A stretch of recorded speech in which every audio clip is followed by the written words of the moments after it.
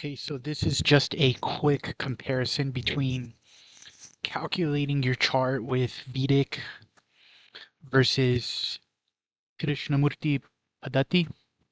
And a lot of people are having difficulty with this because many are not only coming from Western astrology, but even if they do Vedic, this is kind of an advanced concept that is built upon Vedic, but it is not using the same parameters or things like that. So without getting too much into it, it's also to try out the sound quality of this microphone that I got from these cheap earphones.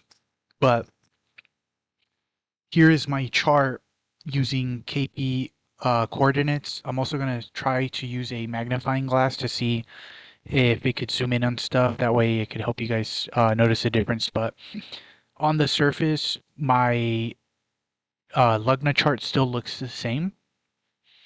I still have all of my planets in the same house and signs, but in the Navamsha, it changes a little bit, not a lot. Everything's pretty much there.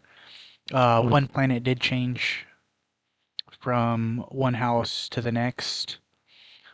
So let's zoom in here. Once you get to this stuff, and really this is the, okay, I zoomed in too much. Really, this is the important part right here. It is the nakshatras and specific degrees, but this switched nakshatras, this stayed the same. A lot of it still stayed the same. Like it's really just changing about a pada or two, which is super minor. And that's honestly why people have a lot of difficulty with it is even though it's such a minor difference in calculation, when you get to the houses, it's using an asymmetrical calculation that is actually based on the nakshatras, applying conditional dashas.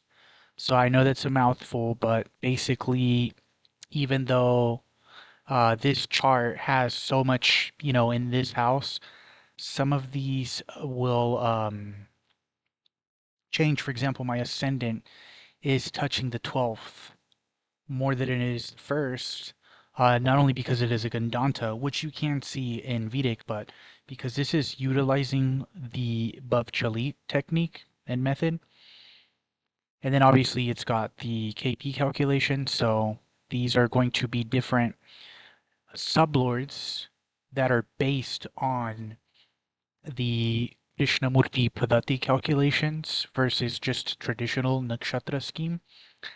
And I know it's a lot of crazy words, so if you already know about nakshatras, you would understand that nakshatras have like their own ruling uh, planet and their padas are divided equally into 4 divisions, whereas this does not do it. It specifically divides them all differently into 9 equal parts. So now when you're doing predictions and you're going through your dasha, it is not using the same 30 degree divisions for all the signs either.